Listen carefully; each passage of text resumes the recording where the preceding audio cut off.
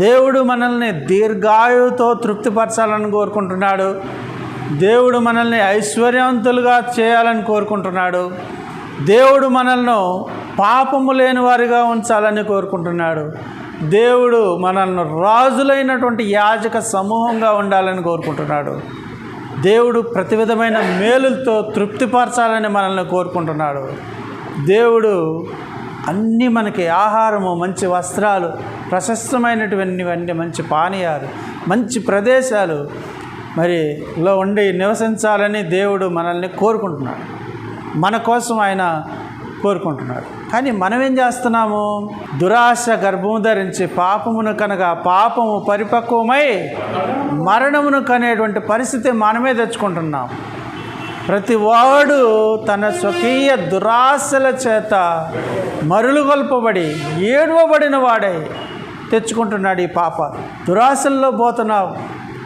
లేని దానికోసం, ఇంకా రాని దానికోసం ముందుగానే మనం ముందుకు వెళ్ళి ప్రయత్నం చేస్తూ దానికోసం మనం అబద్ధాలాడి, మోసాలు చేసి, ఈర్ష్యపడి, ద్వేషించి, కోపంతో తిట్లు, కొట్లాట్లు, అవి చేసి ఈ చేసి వడ్డీకి డబ్బులు ఇస్తామండి. వడ్డీకి డబ్బులు ఇస్తే జస్ట్ ఎంత 5 రూపాయలే వడ్డీ అని చెప్పి అంటాం. 5,000 కట్టాలి లక్షకి. ₹1,00,000 ఇస్తాడు. ఈరోజు 13వ తారీఖు. ఈరోజు 13వ తారీఖు ₹1,00,000 ఇచ్చాడు.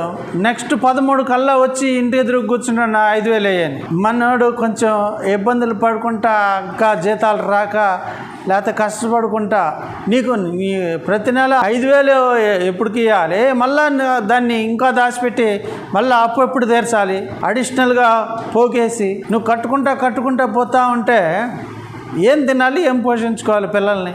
అందుకనే చూడండి, వడ్డీ వ్యాపారులకి నేను తీర్పు తీర్చట్లేదు, కానీ దేవుడే తీరుస్తాడు. పెద్ద తీర్పు దేవుడే తీరుస్తాడు. ఒకవేళ మీలో అటు వారెవరన్నా ఉంటే నన్ను మన్నించండి, ఆ పనులు మానుకోండి. పోస్టల్ ఆర్డీ కట్టుకోండి, మంచి వడ్డీ వస్తుంది దాంట్లో. లేకపోతే బ్యాంకులో ఆర్డీ కట్టుకోండి, వస్తాయి. జనాలకు డబ్బులు ఇస్తావు, వాడు ఎవడు వాడిని కొట్టాలి, తిట్టాలి. 2 పనులు తప్పు క్రైస్తవులకి. ఏమా అంతేనా కాదా?